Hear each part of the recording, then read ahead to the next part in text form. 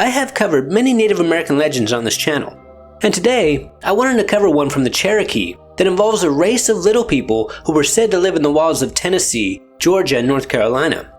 It is said that these little people looked exactly like us, but they were extremely small and gifted with magical abilities, such as they can turn invisible, teleport, and were immortal. According to the Cherokee, they were very kind, protectors of nature, and would help lost travelers. They loved to sing and dance, and you would know they were nearby if you heard the sounds of drums. But if you tried to find out where the drumming was coming from, it would always sound like it was in the distance. You would never be able to locate the exact location. Now, the Cherokee believed that these tiny people liked to remain invisible to us, and most of the time they would watch us from a distance. Although they did have a strong bond with the Cherokee people, in times of suffering, they would help them. One story happened a long time ago when a 12-year-old was practicing with his bow and arrow near the river. And when he got tired of that, he started to build a fish trap. And while he was piling stones to trap the fish, a stranger came up to him and told him that he must be tired and that he should take a break. Then he asked the boy if he would like to have dinner at his place with his family. Now, of course, in today's world, this would be a run away as fast as you can moment. But back then in the late 1800s, this was considered a kind act. So the boy, very hungry, decided to follow the man home.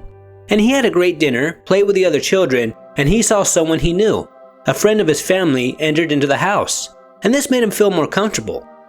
Then in the morning he had breakfast and decided it was time to go home. And while he was walking back to his house, he turned around, and to his shock, the house, the cornfield, the peach orchard, basically everything he saw just vanished. He couldn't believe it. Then not too long after, he ran into a search party that was looking for him, and he told them where he had been and what had happened to him. And in this search party, there was that family friend that he saw at the house, but he stated that that wasn't him. He was searching in the woods all night. Now, the family friend did believe the boy, and he told him that it was the little people from the Cherokee legend. And there were reports from people within the search party who claimed that while they were searching the woods, they heard the sounds of drumming, but they could never find out where it was coming from. Now, the boy didn't say that this family was little. To him, they were normal size. And according to the Cherokee, they can look exactly like us if they want to. So, who really knows what their true form really is? And this boy spent a lot of time trying to find this family again, but he never could. Now, this Cherokee legend goes back for thousands of years, but there are very little documented sightings, at least in modern times. So most think that maybe that they're just bedtime stories for children. But an author, Mary Joyce, who wrote a book titled Cherokee Little People Were Real, claims that she had uncovered evidence that there was in fact a race of tiny humans who once or still do live in the Americas.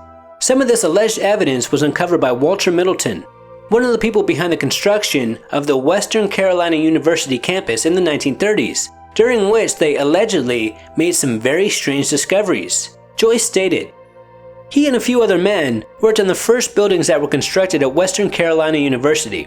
And when they were cutting into the land, they found these little tunnels. They also found a tiny skull. And there was a science teacher at the university who kept it on his desk. And he always said that this was the skull of a child. Then one day another teacher came by, picked it up and looked at it real close, and he noticed that it had wisdom teeth. Typically, you don't get your wisdom teeth until you're about 18 or 21. So that indicated it was an adult skull, not a child's skull. Now, what I find fascinating about these little people is that many cultures throughout the world have similar legends, such as leprechauns, fairies, etc., who, according to stories, also possess supernatural abilities, making me wonder if there could be a connection.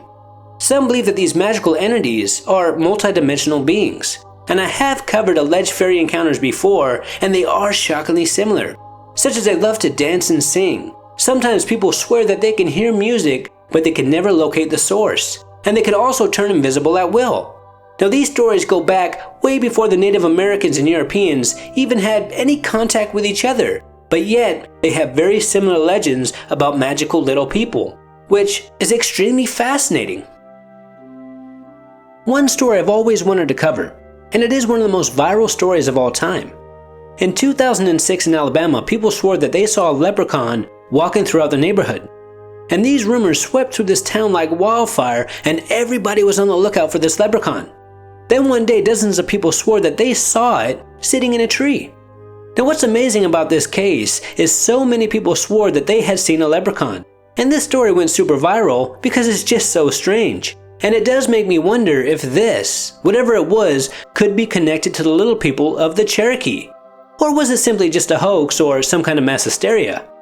Whatever the case may be, this story definitely put a smile on my face.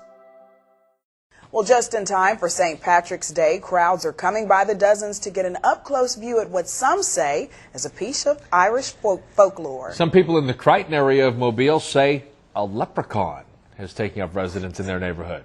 A leprechaun. NBC 15's Brian Johnson has more. Curiosity leads to large crowds in Mobile's Crichton community. Many of you bringing binoculars, camcorders, even camera phones to take pictures. To me, it look like a leprechaun to me. All I gotta do is look up in the tree. Who else seen the leprechaun? Say yeah! Yeah! Until next time, this is Paranormal Junkie.